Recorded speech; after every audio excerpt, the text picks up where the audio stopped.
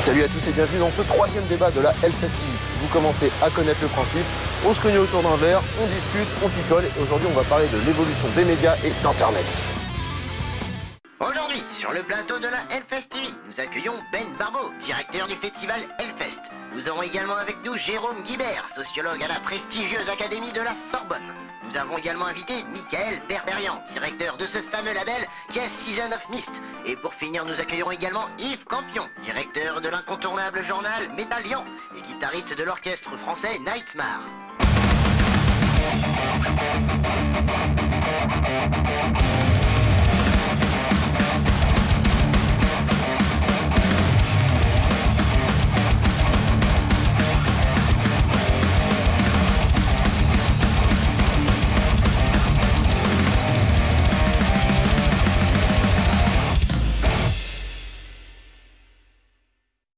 De retour sur le plateau de la Hellfest TV. Aujourd'hui, on va parler de l'évolution des médias dans le métal et on va surtout aussi parler de Internet du coup. Alors moi, pour commencer ce débat, j'avais une petite interrogation pour vous tous, pour commencer à faire un petit tour de table. Comment est-ce que vous avez vécu en fait l'ère de la dématérialisation à cause d'Internet et voilà, est-ce que ça a affecté votre activité en règle générale? Toi, par exemple, Mickaël, t'es bien placé pour en parler parce que bon, tu as un label, t'es directeur de label. Et forcément, quand le téléchargement a explosé, t'as dû un peu revoir peut-être ta façon de voir les choses. Il y a eu deux étapes. Il y a eu une étape où le téléchargement, on nous a expliqué que c'était super bien, que ça faisait vendre des disques, que c'était la culture, c'était pour tous, ça devait être gratuit. Il y a eu toute une période, en gros, 95-2005, où, en gros, on nous avait dit nous, c'est les méchants, ceux qui vendent, c'est les méchants, le gratuit, c'est très bien. De toute manière, ça va faire augmenter vos chiffres de vente. Et puis après, 10 ans après, quand on a vu que le marché du disque était absolument effondré, il y a une espèce de retournement avec un retour vers l'objet où les gens se sont dit non, finalement, je vais supporter les groupes, je vais recommencer à acheter, etc. Il y a vraiment eu deux périodes dans l'évolution du truc où c'était nouveau, où tout le monde en a profité et abusé. Et maintenant, il y a un petit peu un retour. On l'a vu justement avec le retour du matériel, du vinyle, même on refait des cassettes maintenant, où les gens se sont redits, quand je supporte un groupe, je vais acheter quelque chose du groupe. Parce que le groupe, il faut que ça lui paye son essence sur la route, ou je vais acheter le t-shirt en concert. Il y a eu un message, le message a changé, l'évolution du message a changé. Donc nous, pendant 10 ans, c'est certain qu'on a fait un petit peu, on a compris, parce qu'on voyait tous les labels fermés tous les 6 mois, en gros, quoi. Il y a eu une épuration ethnique au niveau des labels qui a été hallucinante, où ça a vraiment diminué le nombre d'acteurs. Il y a vraiment eu des vrais dégâts sur... Il y a vraiment eu beaucoup de labels qui ont arrêté, qui ont changé, etc. Je veux dire, dans la scène métal extrême, on était peut-être 70, on s'est retrouvé à 10 gros au bout d'un moment, quoi. Il y a vraiment eu beaucoup de casse. Et en fait, c'est au fur et à mesure que le gâteau diminuait, la part de chaque label, c'est les Highlanders, quoi. À chaque fois qu'on coupait une tête, ceux qui restaient étaient un petit peu plus forts, quoi. Ouais. Bon, ça reste toujours très dur. C'est pas une activité qui est super profitable. Bon, après, je suis trop vieux pour changer de métier maintenant, mais il y a une évolution des mentalités. Aux États-Unis, le téléchargement, c'est maintenant, je veux dire, c'est sous contrôle. C'est pas le cas en Europe encore. Mais aux États-Unis, les gens ont l'habitude d'acheter sur iTunes, etc. Ça a changé aussi. Il y a eu des bénéfices à l'Internet, évidemment. Maintenant, avant, la découverte aussi, la découverte des groupes, etc. Breaker un groupe, à l'époque, ça dépendait uniquement des magazines. Maintenant, on peut faire monter des groupes sans avoir un support de la presse. Ouais. Mais d'ailleurs, en parlant de la presse, on reviendra après justement sur le sujet du téléchargement, mais en parlant de la presse, donc toi tu gères le magazine Metallian, ça s'est ressenti, on en parlait tout à l'heure hors antenne, des ventes justement, comment ça s'est passé pour toi tout ça avec l'apparition des webzines? Je vais pas parler de chiffres, il y a 10 ans, on vendait 25 000, là on vend 10 000, ouais. On avait 6 000 abonnés, on est à 1500, bon voilà, ça parle. Après, le problème, c'est qu'aujourd'hui, on n'a pas le choix. Moi, je suis pas de cette génération, mais on n'a pas le choix. Il faut qu'on s'adapte. Ouais. Donc là, on a attaqué avec une version anglaise sur une plateforme digitale, la plus grosse plateforme internationale digitale, Maxter aux US. On va voir, ça marche pas mal. Mais oui, on est obligé de s'adapter. Sinon, on arrête. D'accord. Donc Internet, c'est aussi quelque part une proximité maintenant, non seulement entre les artistes et les fans, mais aussi entre les professionnels de la musique et les gens qui consomment cette musique. Et toi, par exemple, Ben, est-ce que ça a eu un impact, le fait, les sites Internet, les forums, etc. Est-ce que ça t'a permis justement, on va dire, peut-être d'analyser un peu le public métal, comment il réagit par rapport, par exemple, à tes affiches, etc. Et est-ce que ça a eu une influence sur toi, sur l'évolution de l'affiche du Hellfest? Au tout début, ouais, parce qu'effectivement, on a accès à l'information, on a accès aux aux différents commentaires que peuvent faire les gens plus facilement. Donc effectivement, ça peut, moi dans mon métier, moi j'ai commencé, moi il y avait déjà Internet. Donc c'est vrai que en tant que promoteur de spectacle, j'ai pas connu moi je sais même pas comment ils faisaient à l'époque les négociations sous forme de téléx ou etc. ou en fax ou etc. où évidemment ça devait prendre beaucoup plus de temps. Moi j'ai eu la chance de pouvoir effectivement rentrer en contact avec les groupes relativement facilement, puisque Internet facilite la recherche de contacts, etc., etc. Donc inévitablement que ça a été pour moi, pour mon activité, un plus indéniable. Après, aujourd'hui, tout ce qui se dit est aussi à prendre avec des pincettes et je suis parfois dépassé par tout ce qu'on peut aujourd'hui voir sur Internet, que ce soit les réseaux sociaux et tout. Je suis vraiment pas une flèche là-dessus. Donc voilà, on fait comme tout le monde, on essaie de s'adapter. J'ai bien conscience effectivement de l'importance de tous ces nouveaux moyens de communication.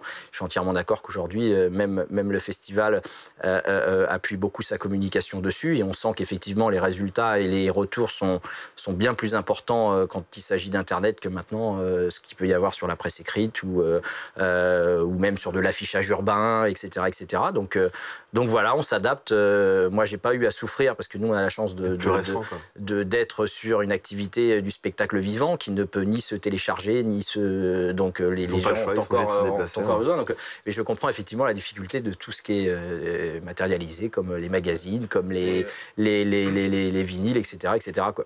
Tu as un point de vue aussi là-dessus? Moi, je peux donner mon point de vue en tant que sociologue. Je pense que là, il y a deux sujets, quoi. Il y a à la fois le côté information et puis le côté plutôt économie, quoi.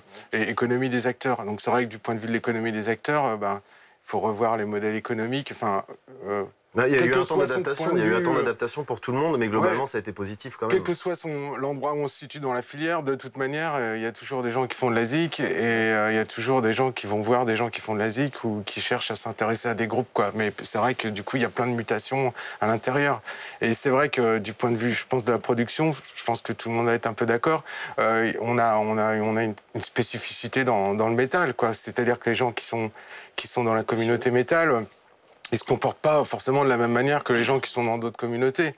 Et donc, je sais pas si vous allez être d'accord avec moi, mais il y a quand même peut-être un côté fidélité qui existe. Et on peut croiser ça avec effectivement le côté génération. C'est-à-dire que malgré tout, il y a quand même un fort effet de génération. C'est-à-dire que quand on a 15 ans, qu'on soit métalleux, on a quand même 15 ans, donc on se comporte pas comme...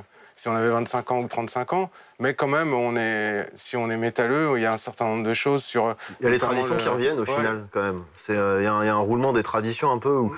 On le voit bien, même, ne serait-ce que par exemple au niveau de la distribution des disques, c'est-à-dire que proportionnellement, quand même, les rayons métal dans les magasins de disques physiques, ils ont tendance à croître parce que au début du téléchargement, par exemple, les gars dans le hip-hop disaient que là, c'était téléchargement super radical, alors que dans le métal, il y avait quand même davantage... Il y avait des mecs qui se battaient pour le format physique. Et ça revient encore. On le voit maintenant, moi je le vois aux US, les majors qui touchaient pas les labels métal il y a 10 ans, maintenant... pas se battent, mais ils nous approchent et nous demandent, alors qu'on est un petit label marseillais, faut pas déconner, quoi. Mais ils nous demandent, ils nous font des ponts d'or pour venir chez Jean Distrib parce qu'on est un des derniers genres de musique qui vend du physique. Ça, c'est clair. Nous, à Grenoble, on a ouvert Metal Store, magasin, et la Fnac a cuté les CD. Donc les gens, ils trouvent plus le CD métal, ils viennent à Metal Store. D'accord, ok. Donc, donc effectivement, en termes de vente, etc., il y a peut-être eu un passage à vide, on va dire. On a moins eu de chute que les autres. Ouais, mais quelque part, le fait que ce soit du métal et qu'il y ait quelques vaillants qui ont résisté, ça fait qu'aujourd'hui, c'est un peu... Mais ça reste toujours quand même très très dur de te battre contre la gratuité. Ouais, mais c'est hyper important quand même, justement. Moi, je trouve que c'est mieux qu'avant. Avant, ils avaient le tape trading parce qu'ils se débrouillaient quoi qu'il arrive pour faire circuler la musique. Mais aujourd'hui, toi qui, par exemple, on en parlait aussi tout à l'heure, toi qui viens du punk hardcore, tu disais que le vinyle et la cassette, ils ont jamais arrêté. Ils n'ont jamais arrêté. J'ai toujours connu, ouais, mais je pense que dans cette relation que peuvent avoir le métalleux, le punk l'avait aussi, cette relation un peu fétichiste sur les objets, etc. Mais c'est vrai que pour moi, la culture du vinyle, on l'a toujours connue chez les punks, hein, bien plus, à mon avis, même que la culture CD, hein, qui était plus présente chez les métalleux. Après, moi, je te parle d'une époque, je suis pas très vieux, mais comment dire, les métalleux, je sais pas exactement comment ils se comportaient.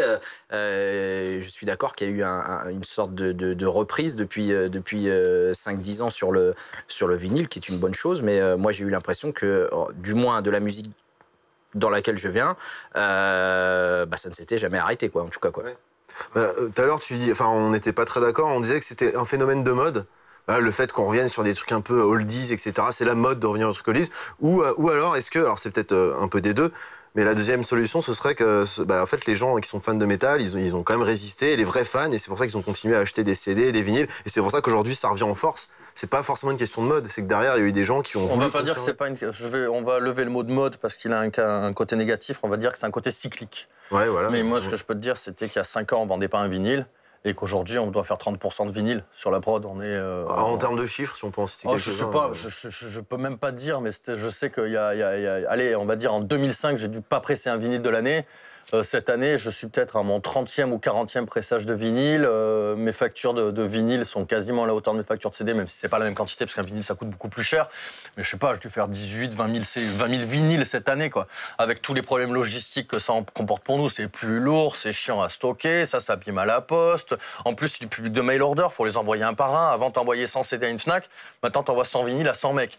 Donc ça a changé beaucoup de choses pour nous. C'est super. Alors mode, peut-être pas cyclique, oui, mais un retour vers le fétichisme de l'objet, c'est certain. D'accord. Et donc finalement, est-ce que c'est une bonne chose, positive, vous pensez, pour la musique en général et pour développer notre culture ? Ouais, voilà. Et à côté de la production, c'est vrai qu'il y a le côté la information. Alors là, c'est vrai que ça. On en parlera plus. Super radical. On pourra en parler, les webzines, tout ça, peut-être dans la deuxième partie de l'émission. Donc ce qu'on va faire, c'est qu'on va se regarder une petite chronique réalisée par 2Guys1 TV. On se retrouve juste après ça.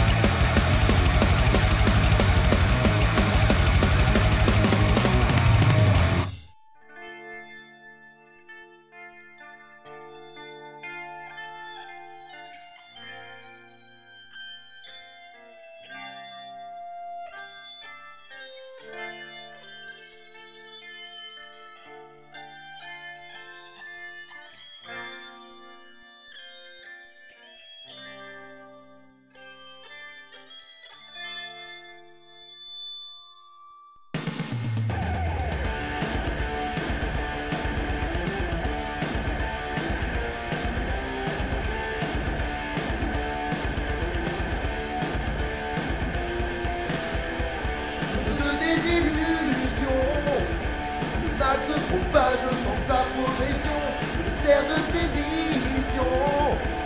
Ça met des yeux pleins de force et de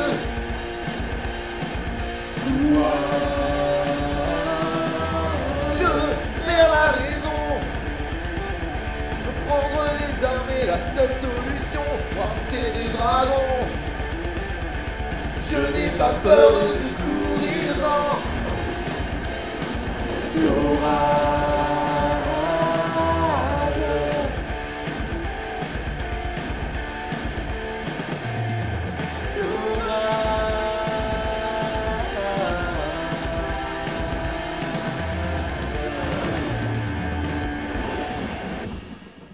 Bon, vous le savez, le heavy n'a jamais été le fort du Hellfest. Alors aujourd'hui, j'ai décidé de vous présenter quelques groupes de ce genre, en espérant que vous alliez y jeter un coup d'œil et qu'on ait droit à des trucs de plus en plus pointus dans le futur.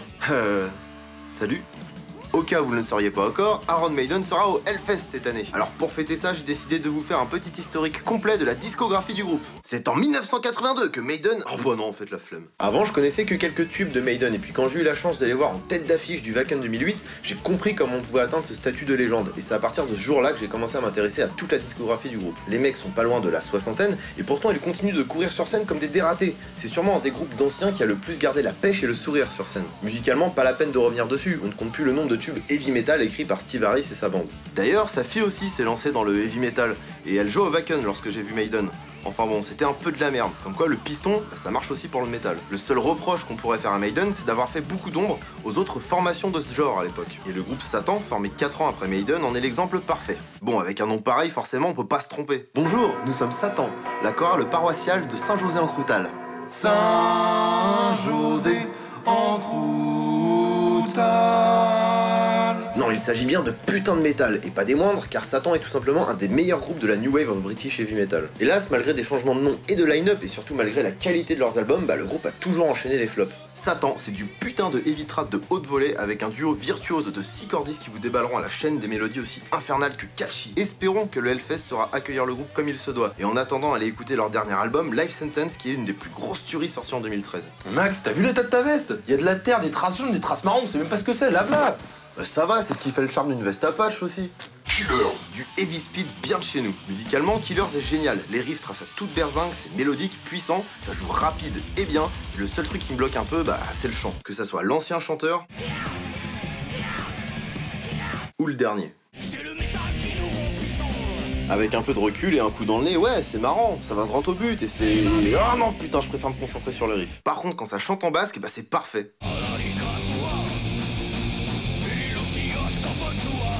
Que vous aimiez la voix ou non, Killers reste un putain de groupe intègre et sympa. En 2012, dans un festival dans lequel ils jouaient, ils ont même été jusqu'à reverser une partie des bénéfices de la vente de CD pour aider le festival à retomber sur ses pattes. Bon allez, attardez-vous quand même un petit peu sur les paroles de ce groupe, et vous verrez que ces gars font la musique avec le cœur, qu'ils sont entièrement dévoués au métal, et rien que pour ça, ils sauront vous mettre en forme pour cette deuxième journée du Hellfest.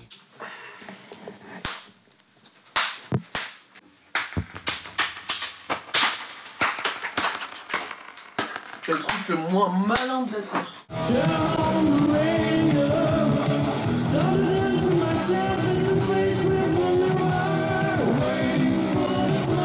Bah ouais, dans le heavy, il y a toujours une part de kitsch à assumer. Enfin là, ils ont fait fort.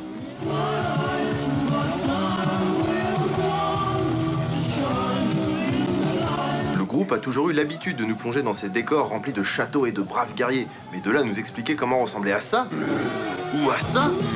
Ces Grenoblois d'origine se sont formés en 1979 et c'est le talent et la bonne humeur de ses membres fondateurs qui font que le groupe est encore actif et multigénérationnel aujourd'hui, aussi bien sur scène que dans la fosse. Parti d'un heavy épique et traditionnel, le groupe a su évoluer vers un gros power metal à la prod lourde. Et en fait, là j'ai mis des petites croix, c'est-à-dire que je savais pas comment finir sur ce groupe. Alors j'ai qu'à dire... Un groupe qui tue. Il y en a qui marre, hein. Il y en a qui marre des groupes comme ça, hein. Ah, j'ai qu'à dire... Quand il y en a marre, il y en a qui marre. Il y en a marre, il y en a qui marre. Quand il y en a marre, il y en a qui marre. Est-ce que tu veux montrer ta tête? Qui? Bah toi, pour qu'on voit bien le connard qui a dit ça.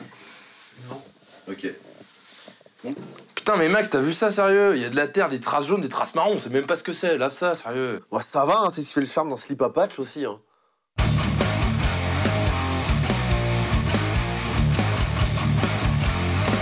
De retour sur le plateau de la Hellfest TV et aujourd'hui, bah, vous le savez, on parle des médias, d'internet.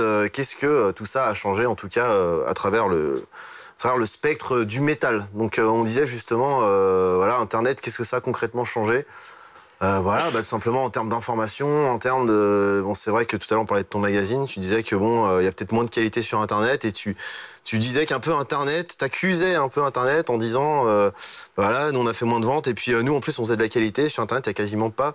Enfin, il y a en tout cas beaucoup moins de qualité. Alors est-ce que tu penses pas que c'est un peu facile d'accuser internet et de dire... voilà, Ah, disons que moi je parle du... quand je dis accuser internet, c'est pas vraiment le mot, c'est le gratuit. Voilà. Le gratuit, ça ouvre la porte à n'importe qui. Ça, à n'importe qui. Aujourd'hui, mettre des informations sur Internet, si on a un peu des notions de webmaster, on ouvre un site, un blog, un machin, ça y est, on est sur Internet, on demande des passes au Hellfest. On va te faire des copains. Voilà. Aujourd'hui, un magazine papier, ça coûte de l'impression, ça coûte de l'argent. bien sûr, oui. Ça coûte beaucoup plus d'argent que de créer un website. Je suis désolé, mais... Et du coup... Après, c'est aux gens de faire le tri, c'est aux passionnés et aux metalheads de se dire, bah voilà, moi je vais aller vers tel ou tel webzine parce qu'il y a un parti pris, parce qu'ils savent écrire, parce que... Oui, quand on ouvre au gratuit, on a tout le monde qui rentre dedans. Donc oui, du coup, là-dedans, le tri, est-ce que le public, vu le nombre de gens qui vont dedans, est capable de faire le tri? Parce que c'est ce que disait Mika tout à l'heure, c'est de l'information, c'est du produit frais, c'est-à-dire c'est l'information au moment T, et après on passe à autre chose, le public il est perdu. Bah, ça dépend. Je pense que le public est capable de faire le tri. Voilà, hein. en général, le metalhead, il arrive à, tu vois... Enfin, le tri se fait naturellement, quoi. C'est ça, quoi. C'est qu'au bout d'un moment... Bah, disons que mon point de vue là-dessus, c'est que tu peux voir les gens qui écoutent de la zik, il y a un espèce de parcours, quoi. Il y a certains sociologues qui parlent de carrière, même tu peux avoir une carrière aussi dans tes passions. Et donc, voilà, t'es ado, tu découvres... Bon, bah, si par exemple tu as des notions, bah, tu tentes de faire un webzine, et puis après tu te prends des claques, mais bon, bah, si pour un peu que tu comme aies à des idées, que tu l'époque, sois un peu reconnu, bah, les gars faisaient après, des fanzines. tu passes des caps, quoi. Je veux dire, ouais, c'est ça. À l'époque, ils faisaient des fanzines. Bon, bah, il y a des mecs qui ont fini à fanzine, magazine, etc., qui ont fait une carrière, comme tu disais. Bah, Metallian, c'est un fanzine. Bien sûr, on a attaqué à 500 exemplaires en photocopie, on faisait des photocopies sur des offsets. Et il y en avait combien des fanzines à l'époque? Des centaines. À l'époque, mais c'est pareil, dans le métal, il n'y avait pas des centaines de fanzines. Il y avait... Mais à part qu'à l'époque, le fanzine, il avait simplement une distribution locale. Là-dessus, ton webzine a une distribution il était inter. pour les scènes. C'est vrai qu'il n'y avait pas autant de facilité que d'ouvrir un Mais blog. la différence pour moi, l'Internet, ça peut donner l'information authentique, instantanée. Il s'est arrivé ça sur un concert hier soir, ça c'est super, c'est extraordinaire. Mais après, moi, ce que j'attends d'un magazine, c'est qu'il ait les vrais bons writers. Les mecs qui soient vraiment les pointures, un petit peu l'équivalent des opinion makers dans les années 70, où quand t'avais un mec qui faisait une chronique, bah, ça avait un poids. On le voyait de suite en bas. Mais dans un mag, j'attends qu'il y ait des mecs qui ont comme ça, qui ont cette expérience, cette crédibilité, cette plume, pour pouvoir faire des expériences, pour pouvoir faire des histoires en profondeur. On le retrouve énormément sur Internet aussi. Je dirais que les bons d'Internet sont récupérés par la presse, parce qu'au bout d'un moment, ils veulent les payer aussi. Pas forcément, il y a des formats qui s'adaptent. Je suis d'accord. Il y a des très bons webzines. Il y a des très bons webzines. Bien sûr, il y en a des très bons, et puis même aussi, c'est aux gens voilà, qui essayent de créer des nouvelles choses, de s'adapter à Internet aussi, tu vois. C'est aussi aux gens voilà, de se dire, avec Internet, il faut s'adapter, essayer d'apporter peut-être un truc un petit peu nouveau ou qui change, et tu peux le retrouver à l'écrit, en vidéo. Maintenant, c'est plus ça change, ça y est, c'est rentré, c'est même plus gros. Moi, je sais qu'un buzz Internet, pour moi, vaut plus qu'un buzz papier.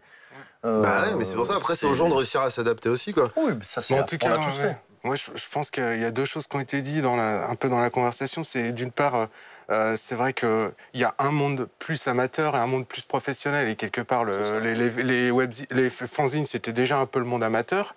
Et donc maintenant, les webzines, c'est un peu le monde amateur. Et après, tu as un fil pour des gens qui veulent après se spécialiser là-dedans, devenir professionnels. Ça, je pense que c'est un truc qui est important. Et une autre chose que quand même tu as dit, je pense qu'il est important aussi à souligner, c'était que les fanzines, ça aidait à développer les scènes locales. Tu avais des ancrages dans des villes. Après, tu as des scènes, que ce soit la scène de Göteborg, enfin n'importe quelle scène, ou même en Norvège ou en France ou ailleurs, il y a des scènes qui se développaient via les fanzines. Et peut-être que maintenant, avec Internet, il y a plus une articulation locale, globale. Moi, finalement, je trouve que ça on le saura encore dans quelques années, mais finalement, c'est peut-être un peu la même chose aussi aujourd'hui avec les réseaux sociaux. Je veux dire, une scène, une petite scène qui évolue dans son coin, je sais pas, ils vont avoir leur groupe Facebook, leur machin, ils vont discuter entre eux, ils vont réussir à développer quelque chose. Alors effectivement, ce sera peut-être plus facile et du coup, il va y avoir plus d'arrivistes dans ce genre de truc.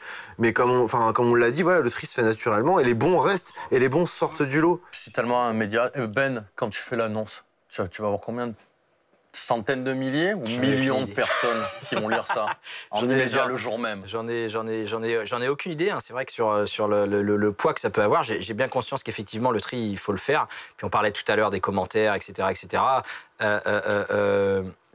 C'est vachement difficile aujourd'hui de savoir s'il faut tenir compte de tout ce qui se dit, de savoir si tous les avis sont importants ou pas. Donc nous, je sais que dans notre activité, on essaye de faire attention à toutes ces choses, mais on prend aussi un petit peu de recul. Oui, par rapport peut-être à ce qu'on vous balance dans la tronche parfois sur Internet. Non, parce que ça, on regarde même plus ça, parce qu'à la limite, effectivement, on a bien compris que sous couvert d'anonymat, il peut toujours y avoir des gens qui ont des choses à dire. Ça, c'est pas très grave, et puis on n'en prend plus. Non, c'est que parfois, il y a vraiment des avis qui sont intéressants. Après, c'est difficile de quantifier est-ce qu'ils sont majoritaires, est-ce qu'ils sont minoritaires, etc., etc. Donc c'est bien, comme tu le disais, parce que sur l'instant T, on a des informations qu'on essaye de trier, qu'on essaye pour pouvoir répondre. Toi, ça doit être pareil, hein, tous les labels et tout, etc. Après, sur la totalité, moi, c'est vrai que j'étais plus attaché aussi à la presse papier quand il s'agit de me poser, et puis quand il s'agit de musique, etc., etc. Mais par exemple, vous, comment vous sélectionnez les webzines et magazines avec qui vous allez travailler? Par exemple, ce qu'on disait tout à l'heure, aujourd'hui, c'est super facile de créer un blog, un site à la con, machin, et tu vas te dire, tiens, regarde, je fais de la photo, tac. Comment vous contrôlez, vous, à ce niveau-là, sur Internet, Après, on a chacun... les mecs qui essayent d'en profiter, quoi, quelque part, et qui entre guillemets, ne méritent pas le... Il y en aura toujours. Alors après, effectivement, le danger, nous, aujourd'hui, c'est que, étant donné que le festival, contrairement à nos pays voisins, est un peu le seul gros événement, on essaye effectivement de considérer tout le monde à sa juste valeur. Donc, on a bien conscience que y a les gros médias, parce que là, on parle de presse spécialisée, mais nous, aujourd'hui, on fait aussi appel à la presse quotidienne. T'as combien de webzines qui veulent venir au Hellfest? Je ne sais pas, je crois que c'est de l'ordre de 350. Il n'y a pas 350 webzines en France. Il y a 350 personnes qui demandent en accréditation aujourd'hui. Mais parce que tout est variable. Il y a des webzines qui veulent venir, on a des demandes qui sont parfois ahurissantes en termes de nombre, de couverture, etc.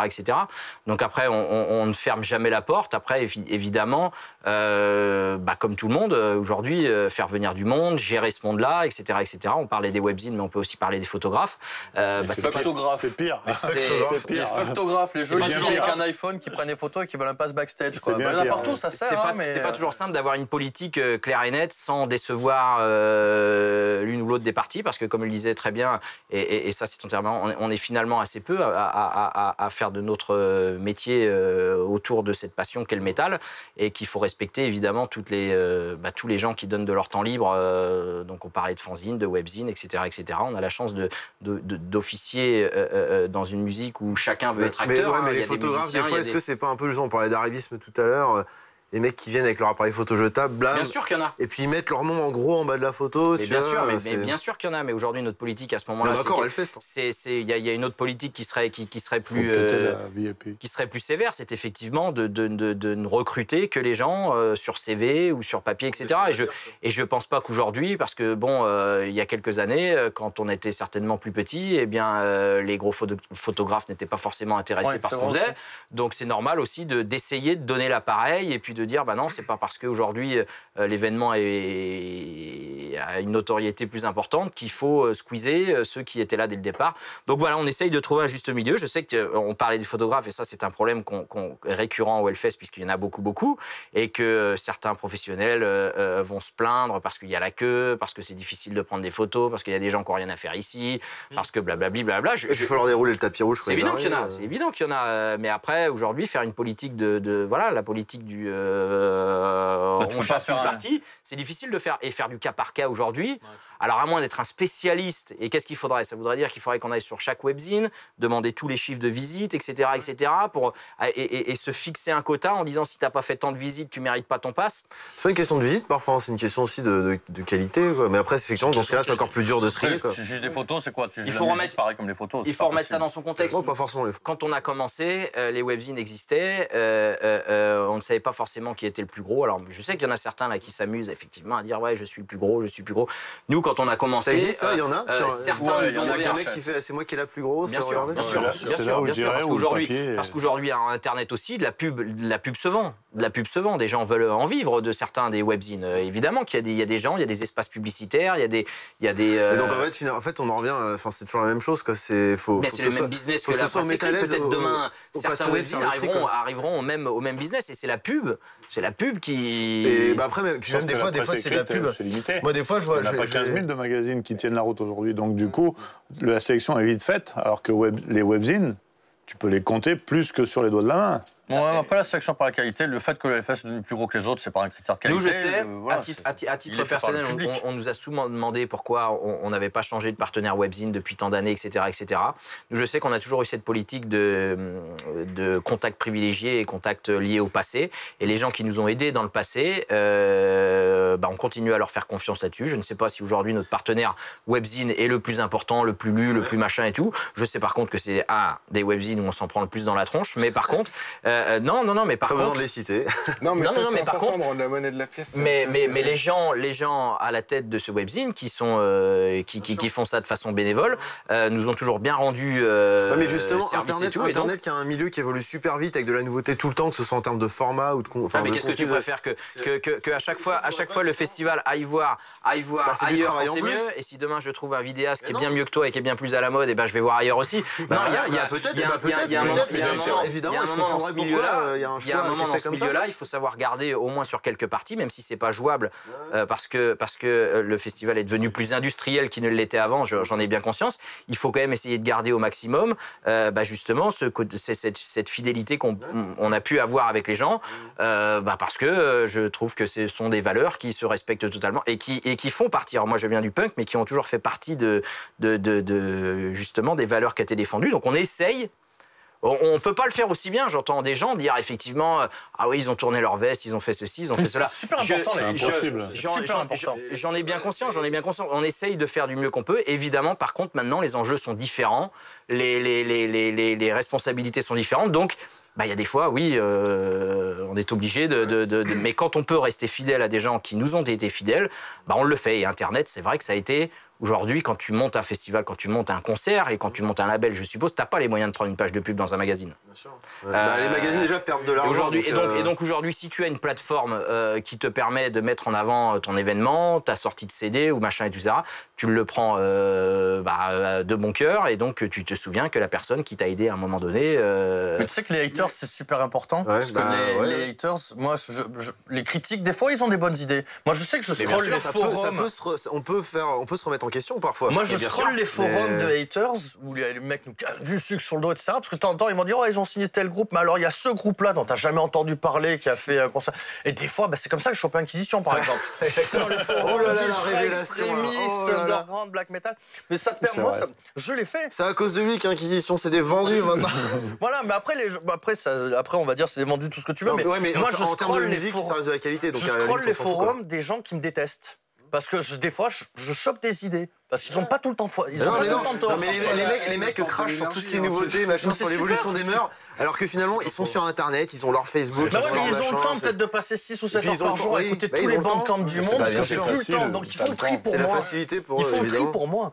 Ouais, ça c'est un phénomène qui existait déjà même avant Internet, mais je pense que sur Internet et les médias, par rapport à la discussion, j'ai juste 2 petits trucs à dire. Le premier, c'est qu'effectivement, il y a aussi du coup une transformation des médias même, parce que du coup, comme le côté instantané, d'ailleurs, le Hellfest l'utilise aussi, par exemple quand ils présentent leur programmation comme ça de manière échelonnée, etc. Donc le côté instantané, c'est hyper important sur le net, mais du coup, ça a un effet sur la presse papier, ou même moi, par exemple, qui édite des trucs plus de recherche sur le métal, les trucs de fond, du coup, tu changes aussi ce que tu racontais. Parce qu'avant, c'était un peu laborieux aussi. Par exemple, dans les magazines, il devait aussi passer des petites annonces, dire qu'il y avait un concert à tel endroit, machin et tout ça. Les news.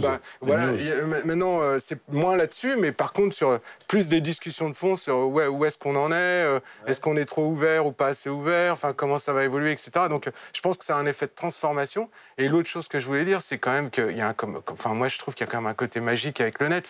Par exemple, télécharger l'appli Hellfest, etc. Avant, t'allais dans un endroit, ou même voir des groupes, tu t'entends parler d'un groupe, tu le vois en live, tu vois les gueules qui sont, tu peux même lire, écouter, regarder des interviews où tu peux te sentir proche, tu peux vivre des trucs que après, évidemment, le truc, c'est que ça va drainer plein de gens, qui peut-être n'ont rien à faire là-dedans. C'est ça, on parle toujours, quand on parle du métal, il y a tout le côté puriste, etc.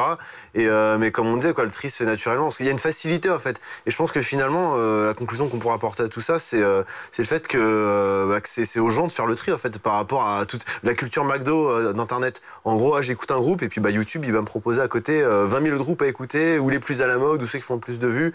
Et finalement, c'est aux gens de faire le tri, quoi. Je pense qu'il n'y a pas eu de baisse de qualité. Il n'y a pas eu de baisse de qualité, il n'y a pas eu de baisse. Les gens, il fallait que les gens s'adaptent par rapport à Internet. Donc effectivement, il y a eu des passages à vide pour les labels, etc. Mais je pense le métal a vachement survécu à ça. La scène, quoi.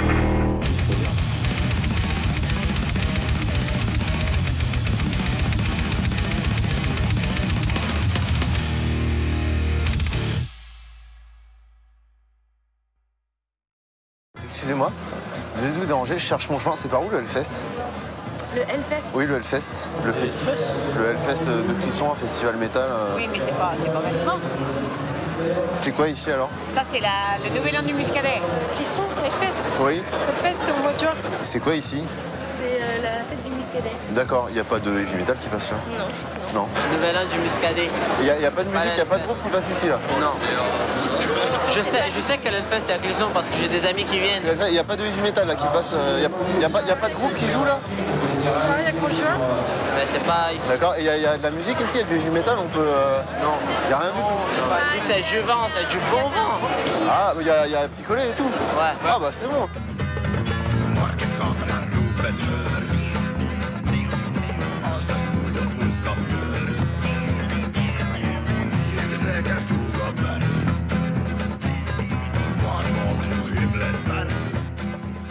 Ah, c'est au mois de juin? Ah non, bah je me suis super mal renseigné, je suis désolé. Bah oui, vous êtes pas le D'accord, et là c'est bien la musique qui passe là ou pas? Ah bah je sais pas, là on vient d'arriver de là, Oh, bah, c'est l'invitation des 20 pays, quoi, c'est les vignerons. Ah oui, vous venez pour la Hellfest là? Ouais. C'est pour en ce moment là, le Hellfest? Il y a de l'alcool, il y a de la musique. Ah bah je sais pas comment c'est animé, Bon, bah, cette année, hein. je vais aller voir, c'est pas grave. Bah, Nouvelle-Orléans? Ah bah c'est bien aussi, bah c'est pas grave.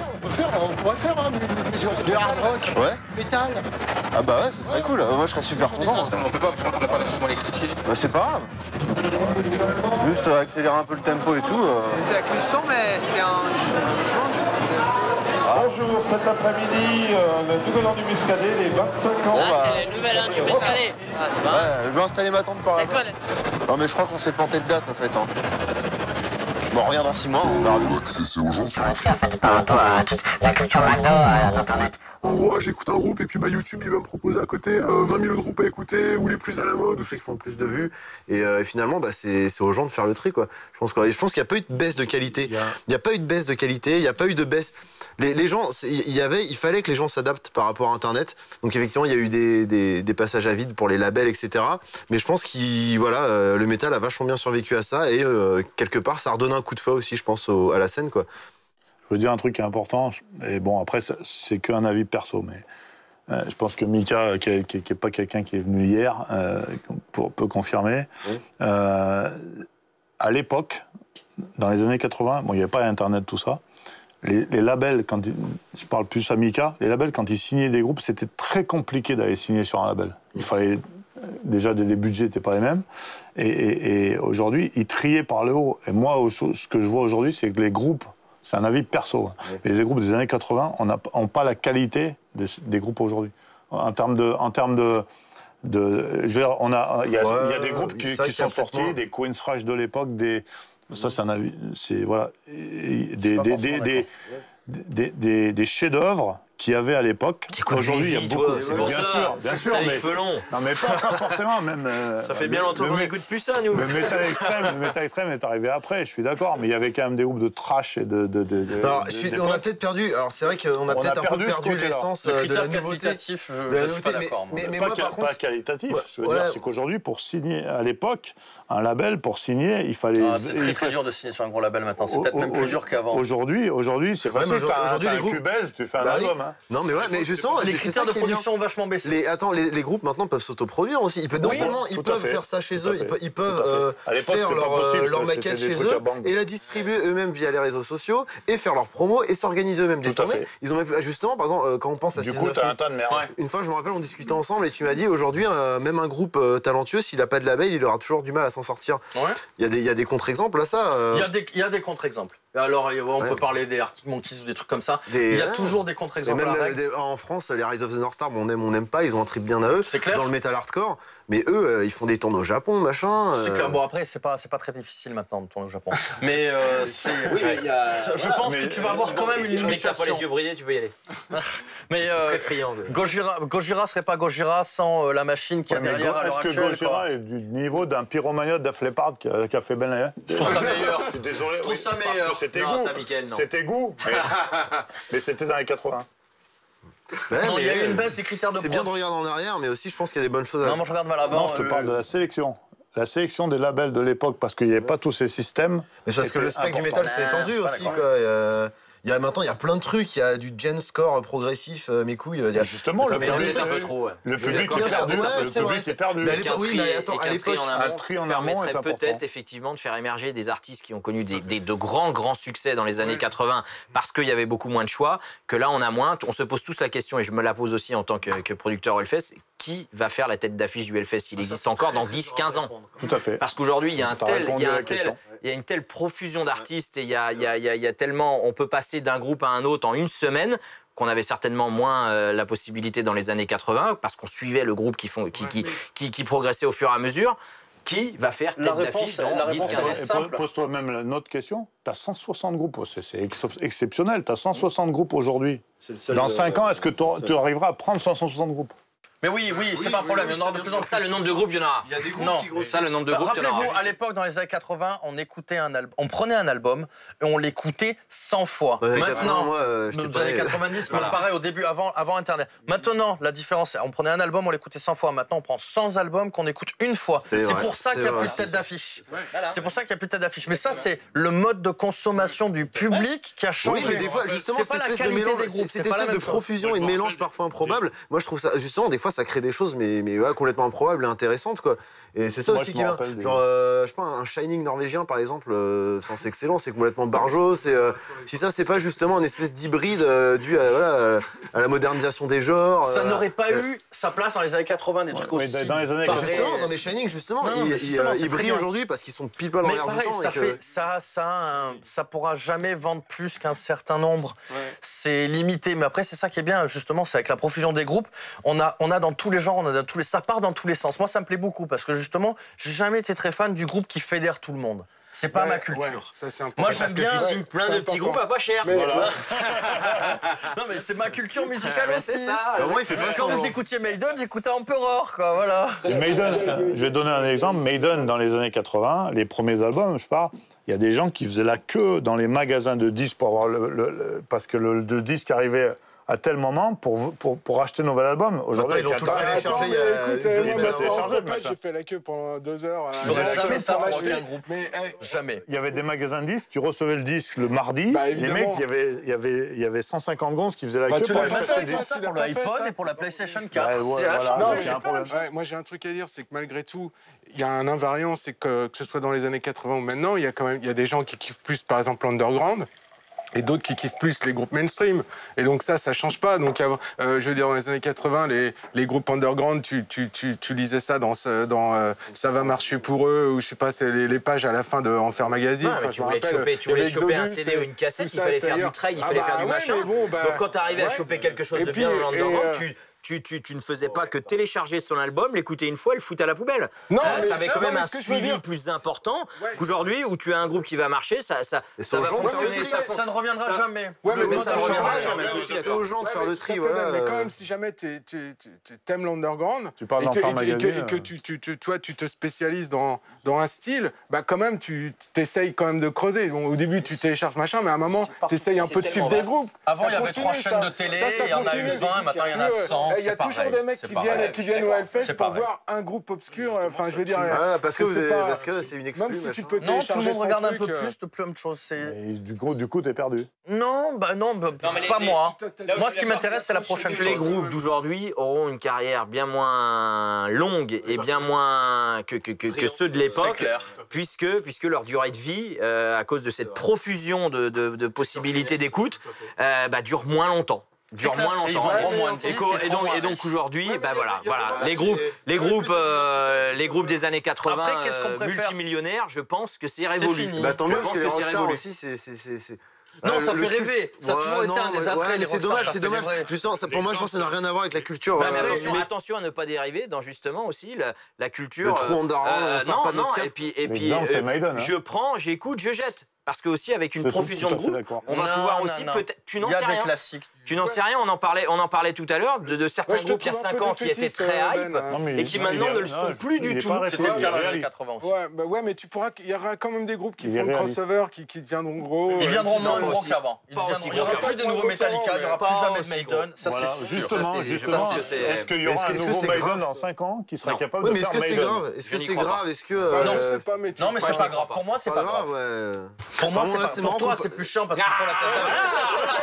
Pour moi, c'est pas grave. Toi, tu regardes ton intérêt. Pour moi, c'est pas grave. Non, c'est pas une question d'intérêt. C'est moi, je préfère aller voir 10 groupes de taille moyenne qu'un groupe de taille énorme. Oui, mais le groupe de taille énorme, il fait que... Juste après ton intervention, on va conclure. Si je peux me permettre, il y a quand même un effet qui relativise un peu ce que tu dis, c'est qu'il y a aussi une moyenne d'âge de plus en plus importante des groupes qui jouent sur scène. Donc avant, un groupe qui avait plus de 40 ans, les mecs, ils pouvaient pas faire des grosses têtes d'affiche. Alors maintenant, ok, il y en a de moins en moins, mais ils jouent plus longtemps. Parce que Ouais, mais non, mais ces groupes-là qui aujourd'hui font les têtes d'affiche sur des festivals tels que le nôtre le faisaient déjà dans les années 80.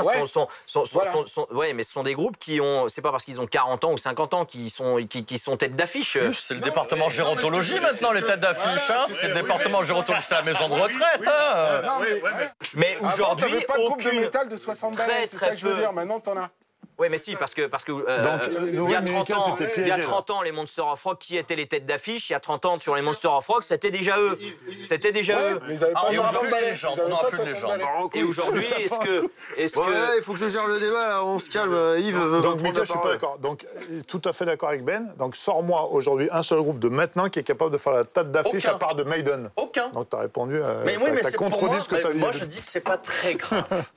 Du point de vue d'un critère qualitatif. Mais c'est ça qui est paradoxal, c'est parce que, grave. mais par contre, aujourd'hui, et là je parle de mon activité, c'est qu'aujourd'hui, et si on fait appel à ces artistes-là, parce que moi je serais le premier à être très heureux de voir une diversification et des groupes capables d'assurer des slots beaucoup plus supérieurs et de ramener des foules.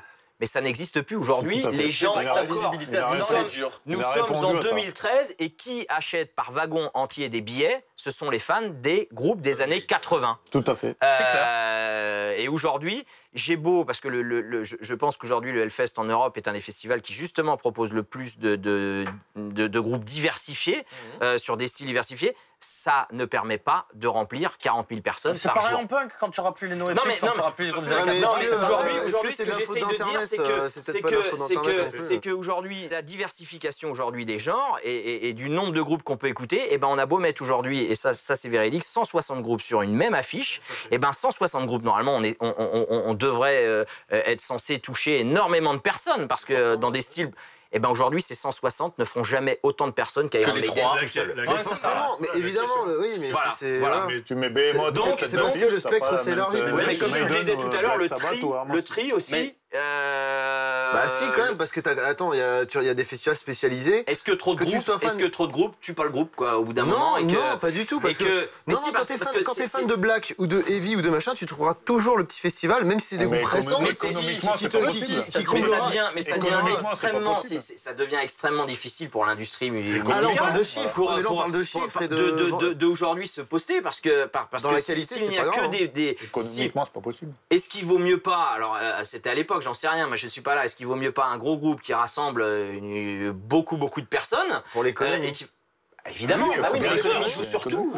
Bien sûr, mais après, si tu n'as plus d'événements comme le Hellfest, si tu n'as plus d'économie, le jour où tu n'as plus des Maiden, où tu n'as plus des Black Sabbath, où tu n'as plus des groupes fédérateurs... Il y aura d'autres concepts qui émergeront peut-être, parce que le festival c'est une chose assez récente quand même. Le festival c'est un truc assez récent dans l'histoire du métal. Oui,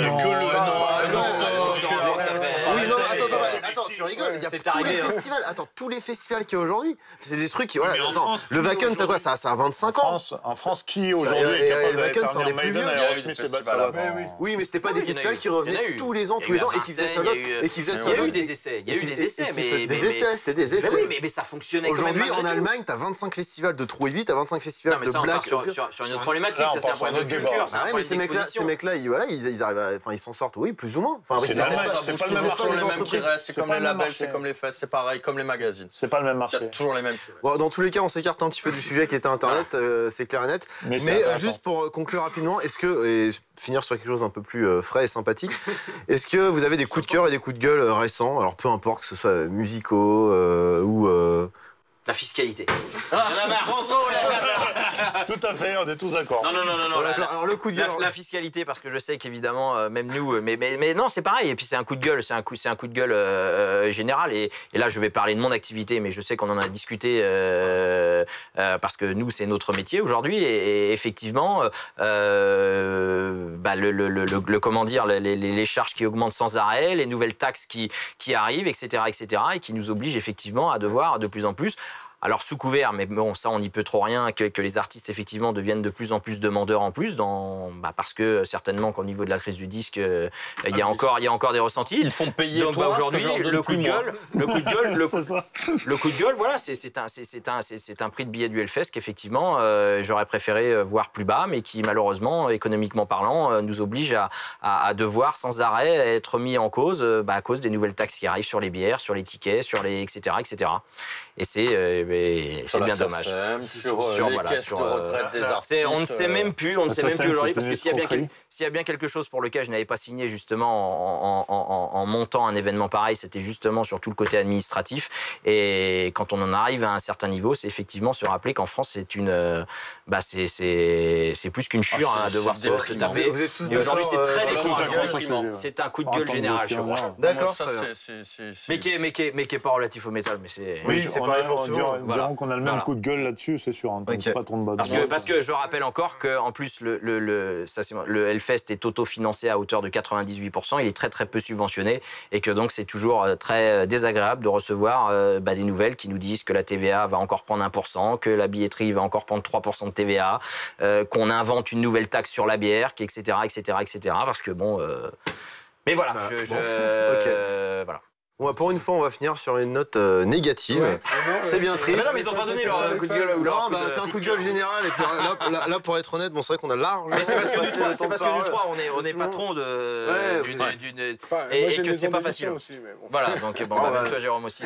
Et puis nous, on va se retrouver le mois prochain. Et justement, on a abordé le sujet aujourd'hui. On va le développer un peu plus dans le prochain épisode. On parlera des niches métal. Voilà. On se retrouve le mois prochain. Ont accepté notre invitation au 4e et dernier débat de la saison Twiggy du Hellfest, Eric Cambrai de Métallurgie, Morgane Rivalin de Rock Hard et Philippe Courtois de EMP France. À dans 3 semaines.